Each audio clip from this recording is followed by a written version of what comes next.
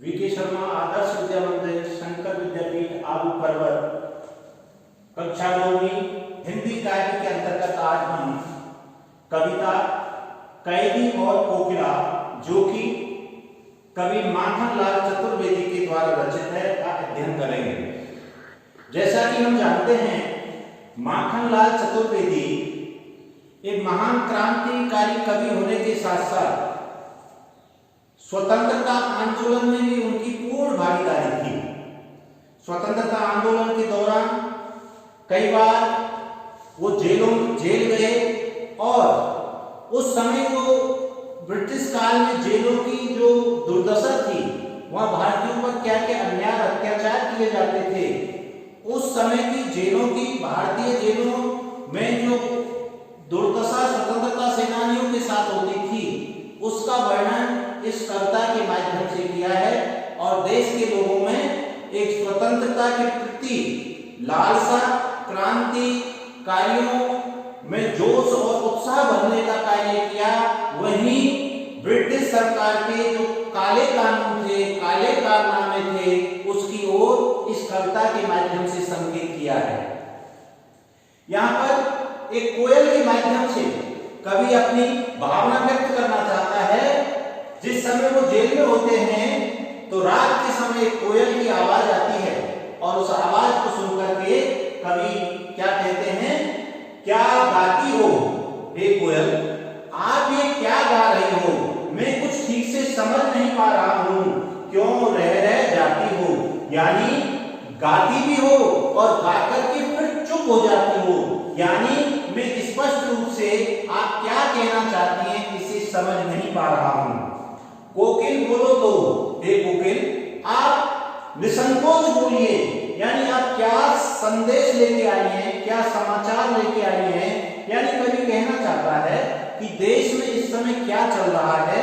शायद ऐसा जो देश में जो जिस समय जिस प्रकार के जगह जगह आंदोलन हो रहे हैं, जहां देश में सभी जगह अंग्रेजों के खिलाफ आवाज उठ रही है, शायद उसका संदेश देने के लिए मुझे ये कोयल आई है या मुझे कुछ और प्रेरणा देने के लिए आई है। ऐसा कुछ कवि अपने मन में अनुमान तो लगाते हैं, लेकिन फिर भी वो उस कोयल से पूछते हैं कि कोयल आप स्पष्ट बताओ, आखिर आप कहना क्या चाहती हो, क्या लाती हो, संदेशा किसका है।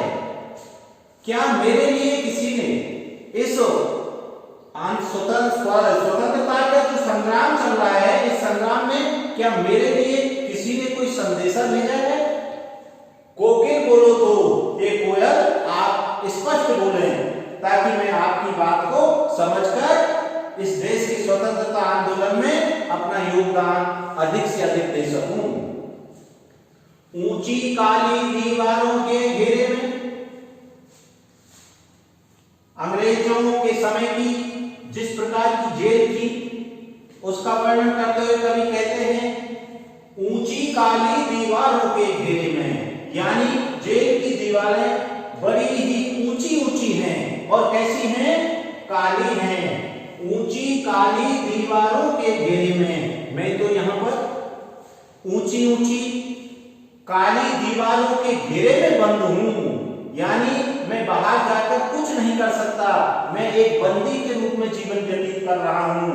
डाकू चोरों बटमारों के डेरे में और मैं किनके बीच में रह रहा हूं, डकैत चोर बटमार यानी लुटेरे के डेरे में, इनके समूह में मैं रह रहा हूं। यानी कवि कहना चाहते हैं कि मैं जेल के अंदर बंद हूं, बड़ी ऊंची ऊंची काली दीवारों के अंदर बंद हूं, जहां से मैं बाहर जा नहीं सकता और मेरे आसपास डाकू चोर और लुटेरे हैं। जीने को देते नहीं पेट भर खाना।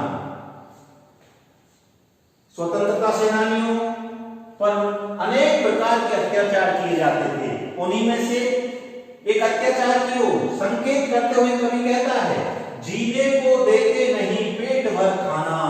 यानी यहाँ पर जो स्वतंत्रता सेनानी जो कि कैदी के रूप में यहाँ पर जहाँ पर उनको कैदी के रूप में जो बंद हैं, उनको भरपेट खाना तक नहीं दिया जाता। जीने को यानी एक मनुष्य के लिए जीने के लिए जितना खाना चाहिए उतना पेट भर के खाना भी नहीं दे रहे हैं। यानी जो कैदी अंदर बंद हैं वो भूख से तड़प रहे हैं, मरने भी देते नहीं, तड़प रहे जाना। कवि कहना चाहते हैं कि पेट भर भोजन नहीं देना एक विषय है, तो दूसरा उससे भी बड़ा विषय है कि मरने भी देते नहीं, तड़प रहे जाना। यानी कुछ जीने लायक भोजन तो दे रहे हैं। कवि कहना चाहता है इन यातनाओं से अच्छा है कि वो बिल्कुल ही भोजन ना दें, तो कम से कम हम मर जाएं। लेकिन ऐसा भी नहीं हो पा रहा है, क्योंकि वो भोजन तो देते हैं। क्यों? क्योंकि उनको यातनाएं देने के लिए जिंदा रखना है। इसलिए कवि कहना चाह रहा है भरपेट भोजन तो है नहीं, साथ ही केवल इतना भोजन दे रहे हैं जिससे हम जीते रहे, मरने भी देते नहीं। और फिर हम स्थिति क्या हो रही है? तड़प रह जाना, और उस कम भोजन में ही हम जीते हुए तड़प रहे हैं। जीवन पर अब दिन रात कड़ा पहरा है। जो जेल के प्रहरी हैं, जेल के प्रहरी उन पर दिन रात कड़ा पहरा रखते हैं, यानी कहीं ये बंदी निकल ना जाए। शासन है या कम का प्रभाव गहरा है, कवि कहना चाहता है। एक तरफ अंग्रेजों की काली काली जो जेलें हैं, जहां चारों तरफ ऊंची ऊंची काली दीवारें हैं, पूरा रात का वातावरण अंधकार में है। और वहीं कवि यहां इस पंक्ति के माध्यम से कहना चाहता है कि एक तरफ रात का काली होना, एक तरफ ऊंची ऊंची दीवारों का काली होना, तो कहीं ये जो चारों ओर जो अंधकार का वातावरण दिखाई दे रहा है, वो कहीं ना कहीं उस शासन के अंधकार का ही प्रभाव है। यानी जिस प्रकार से ये काली रात है, जिस प्रकार से ये काली चारों तरफ जेल की दीवारें हैं, जिस प्रकार से सब जगह काला वातावरण बना हुआ है, अंधकार का वातावरण बना हुआ है, जहां प्रकाश की कोई आशा दिखाई नहीं दे रही है, वहां पर क्या है? शासन है, तम का प्रभाव गहरा है। कवि कहता है कि ये वास्तव में इस अंधेरे का प्रभाव है, या अंग्रेजों का जो काला शासन है, काले कानून है, उसका अंधेरा है। यानी अंग्रेजों के शासन की तुलना कवि यहाँ पर किससे करना चाह रहा है? घने अंधकार से। अंधकार अन्याय और अत्याचार का प्रतीक होता है। ठीक उसी प्रकार अंग्रेजों का जो शासन था वो एक तरह से अंधकार का प्रतीक था। कि शासन है, यानी ये शासन का अंधकार है, या तम का प्रभाव गहरा है, या वास्तव में जो अंधेरा है ये उसका प्रभाव है। यानी कवि यह कहना चाहता है कि जिस प्रकार से चारों तरफ अंधकार का वातावरण है, ठीक उसी प्रकार से अंग्रेजों का जो शासन है वो भी बड़ा ही अंधे कानून वाला है, जिसमें कोई भी न्याय व्यवस्था नहीं है। हेमकर निराश कर चला, हेमकर यानी चंद्रमा। अब क्या होता है? रात के समय कुछ समय तक चंद्रमा निकलता है, लेकिन कुछ समय के बाद चंद्रमा भी चला जाता है। जैसे ही रात्रि के समय चंद्रमा छिप जाता है, चंद्रमा जाता है, वैसे ही अंधकार और बढ़ जाता है। तो कवि कह रहा चाहता है कि जब तक चंद्रमा रात्रि में साफ था तब तक कहीं कोई आशा की किरण दिखाई दे रही थी, लेकिन चंद्रमा के चले जाने पर तो प्रकाश की कोई संभावना ही नहीं रह गई है। कवि कहना चाह रहा है कि अभी देश में सभी जगह घोर निराशा का वातावरण बना हुआ है।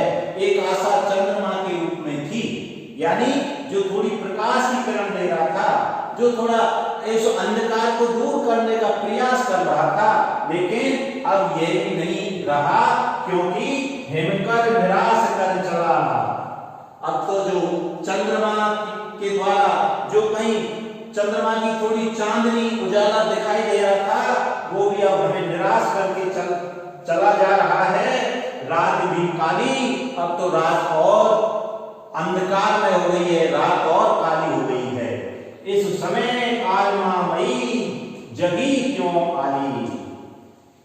इसलिए कोयल को संबोधित करते हुए कवि कहता है कि हे कोयल, तू इस समय इस कालमामयी रात्रि में, यहाँ चारों तरफ घोर अंधकार का वातावरण है, ऐसी कालमामयी रात में आखिर तू जागी क्यों है, ये मेरी समझ से परे है। मुझे आप स्पष्ट बताएं कि आप क्या कहना चाहती हैं। कविता के अगले पद हम अगले कालांश में अध्ययन करेंगे। धन्यवाद।